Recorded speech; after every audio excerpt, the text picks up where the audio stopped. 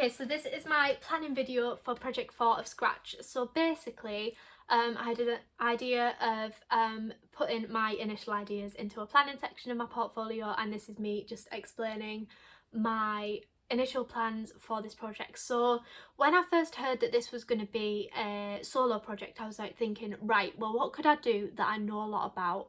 And I decided to do it based on my own life and my own experiences because I've experienced that, and I also decided that it should be on health conditions because obviously some aren't as well known as others, and one thing I am well renowned for is being in hospital. So I'm the reason my mum knows a way around the hospital. So yeah, that was my idea for this project, and I was like, great, so how can I bring this to life in a good way?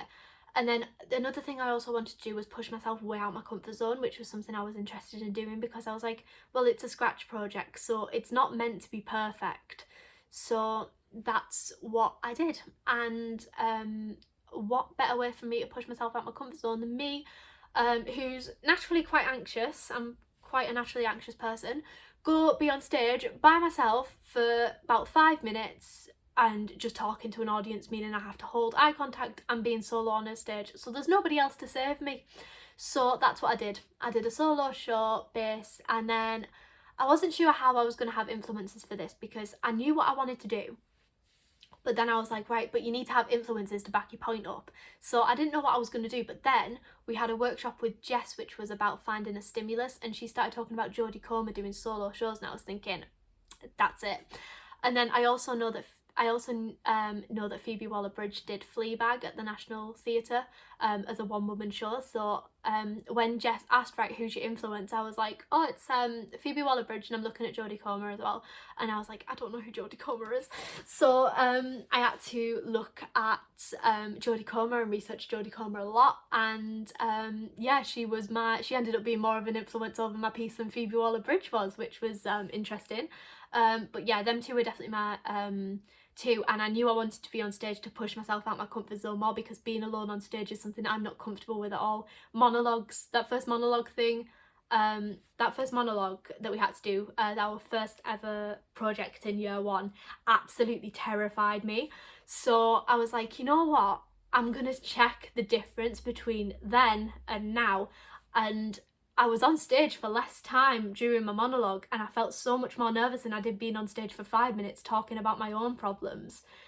And that worked so much better than I thought it did, and I was way more relaxed. Like, I don't know, it's a weird feeling because like I think it's adrenaline for me. I like being on stage, but like I got such a, like, because I'm naturally anxious, I got such an adrenaline rush. I just did it without thinking. So yeah, and then when it came to eye contact, I was thinking, oh, what can I do? So what I did was I just picked one member of the audience and pretty much just kept eye contact with them while glancing over to each side at some points while I was talking, so it's not just like I'm delivering it straight to them. So I picked Katrina because Katrina always picks me because she picks me because when we had to do our first monologues and she wanted somebody in the room, she chose me because she was like, you'll just have a completely vacant expression, so I won't be able to play off like your emotions and, you know, like get the giggles or whatever. So she had, I think it was me and Chloe in the room with her, so I knew I could count on Katrina to sort of give me that eye line to go to. And Eve as well. Eve was sat next to Katrina and she was really good at eye lines as well, and I just kept my eye contact on them too whilst glancing to the side every now and then. And for my also initial planning, I also consider 5 things. I consider lighting, I consider staging and set pieces, costume, props, and set in itself.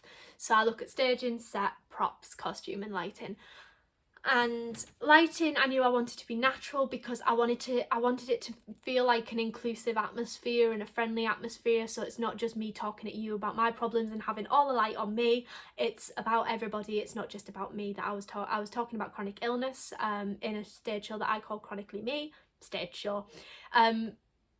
talk thing that I call Chronically Me. And I didn't want it to just be about me though, because I got some verbatim bits in there as well, and that was one of the main ideas that triggered it for me, that I could do this. Because I have a follower on my social media channel. I have a public social media where I'm basically using it to just get used to being on camera.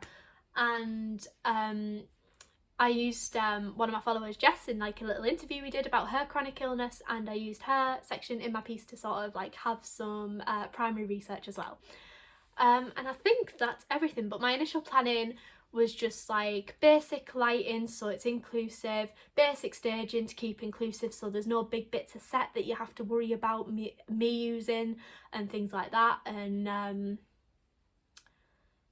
also costume. I wasn't too sure about that. That was sort of a challenge that I faced theoretically, trying to figure out how like subtle costumes could be.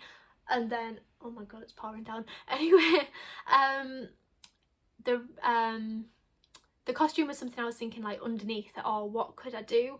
But then I thought, you know what, I'm just gonna go with theatre blacks because it's not meant to be perfect. It's just meant to be like unfinished. I don't know if you can hear that rain, it's proper pouring down and hitting my window. And then set, I was like, I don't need a lot. And then for props, I decided to use this because I was still not 100% confident on stage knowing my script because of how short a time it took for me to write. So I'm laughing at the rain, I'm sorry. And then I got this, which has my script in. That has my script in, and it looks like this. So I highlighted it in colour section, so like the blue is the multi-rolling lines, and the pink is the stage directions, the green is personal stories, and yellow is verbatim.